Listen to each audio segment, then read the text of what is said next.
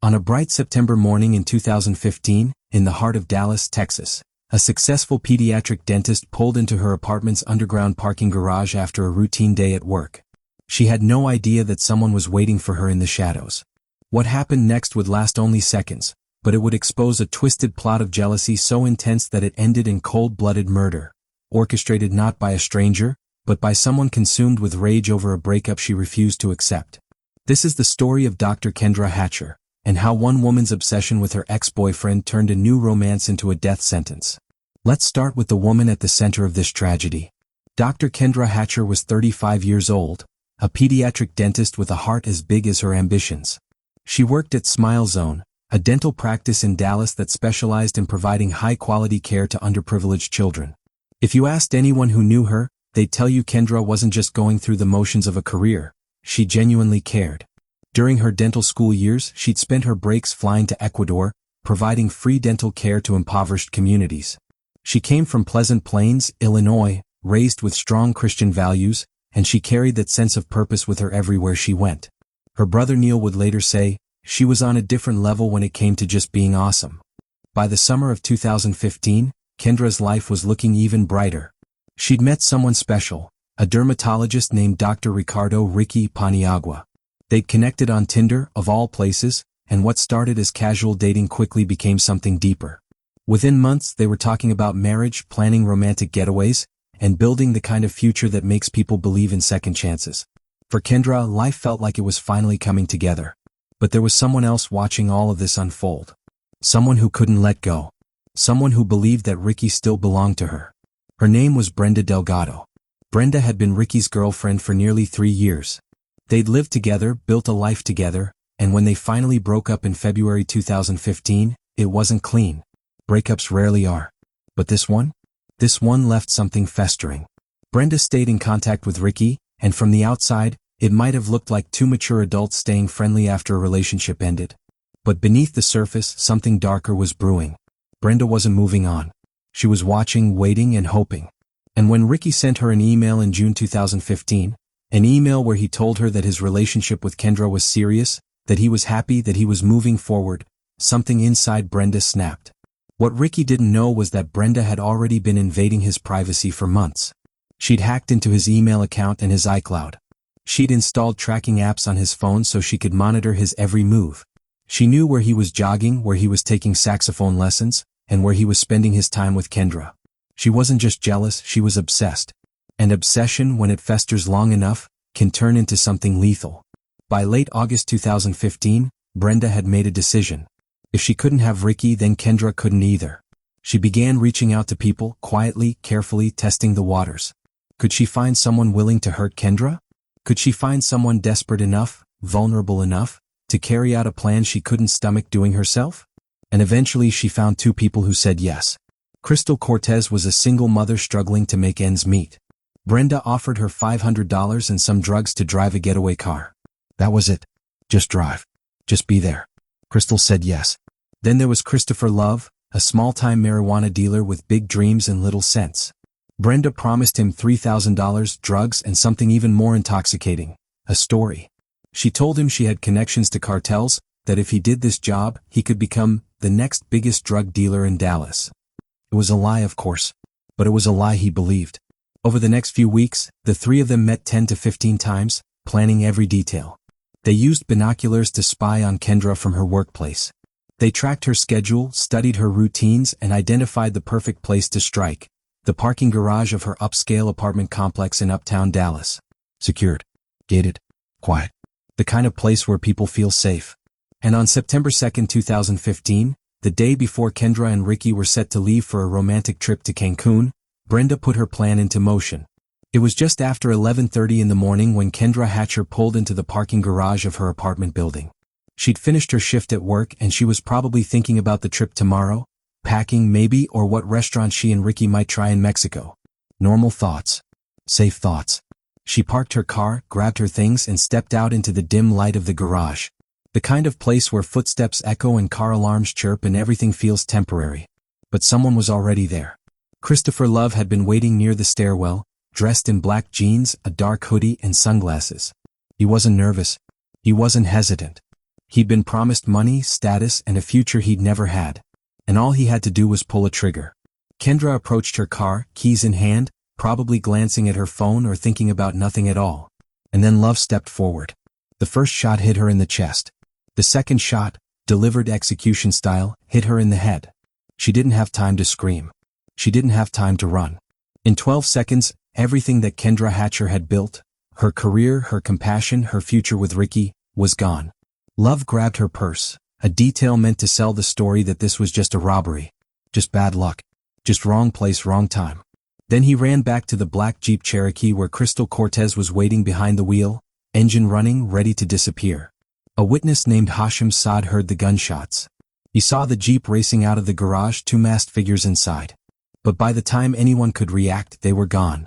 Kendra was left alone on the cold concrete floor of a parking garage that was supposed to keep her safe. When Detective Eric Barnes arrived at the scene, the first thing he noticed was how staged it felt. Sure, the purse was missing. Sure, a magazine from the firearm had been left behind. But something about it didn't sit right. Prosecutor Justin Lord would later say it plainly, it looked like an execution. And he was right. Robberies have a rhythm. They're frantic, sloppy, opportunistic. But this was controlled, calculated, personal. The apartment complex had surveillance cameras, and that's where the case started to break open. The footage showed a black Jeep Cherokee arriving at the garage just minutes before the murder. It showed a woman behind the wheel. It showed a man exiting the vehicle, walking toward where Kendra's car was parked, and then returning moments later before the Jeep sped away. Police released stills from the footage to the public, hoping someone would recognize the vehicle or the driver. And within days they got a hit. A man named Jose Luis Ortiz came forward. The Jeep was his. But he wasn't involved, he'd lent it to a friend. A woman named Brenda Delgado. Now the investigation had a name.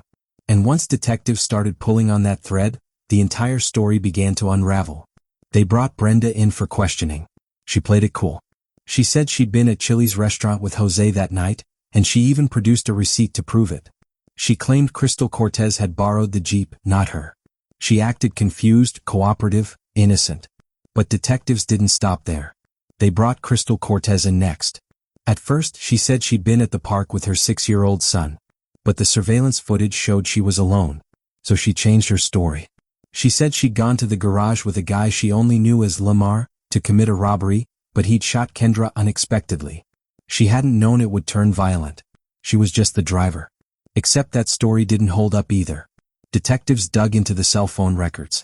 And what they found was damning. Between August 22nd and September 4th, just 2 weeks leading up to the murder, there were 99 communications between Brenda Delgado and Crystal Cortez. 99 calls and texts. That's not coincidence. That's coordination. Then they identified Lamar. His real name was Christopher Love.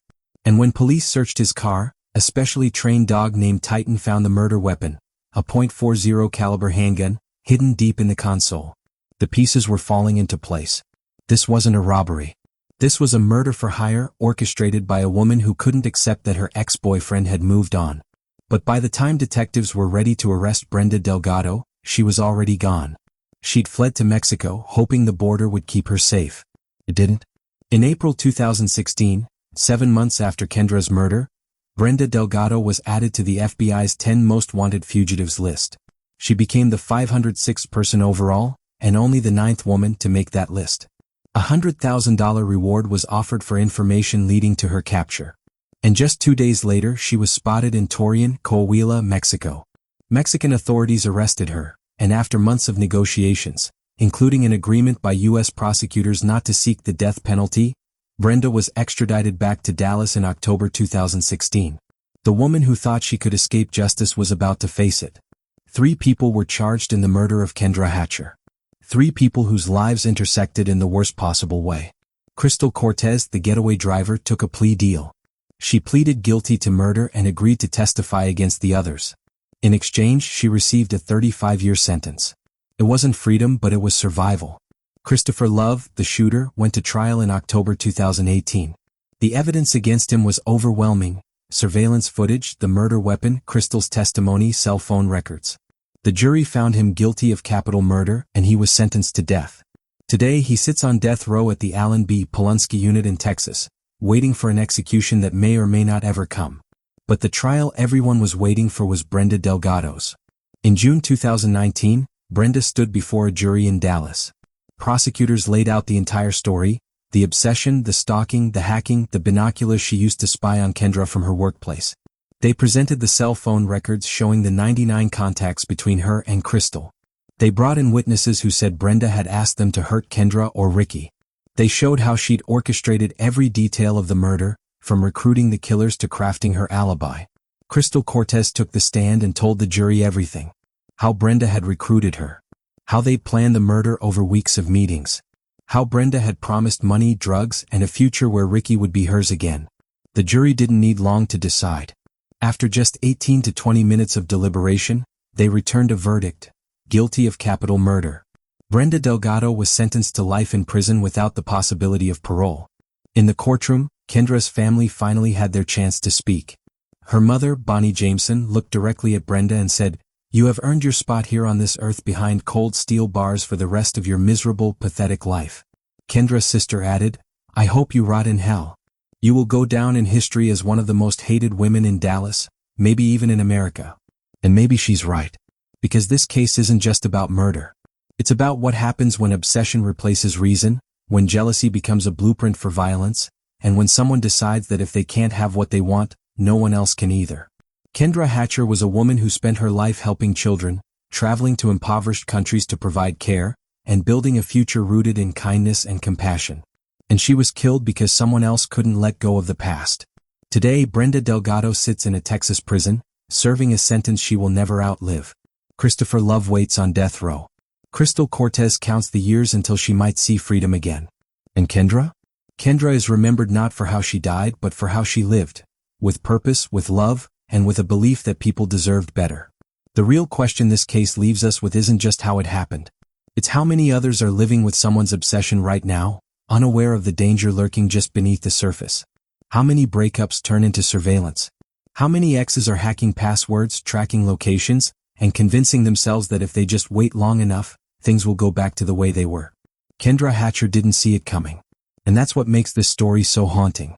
Because sometimes, the most dangerous person in your life is the one who used to love you.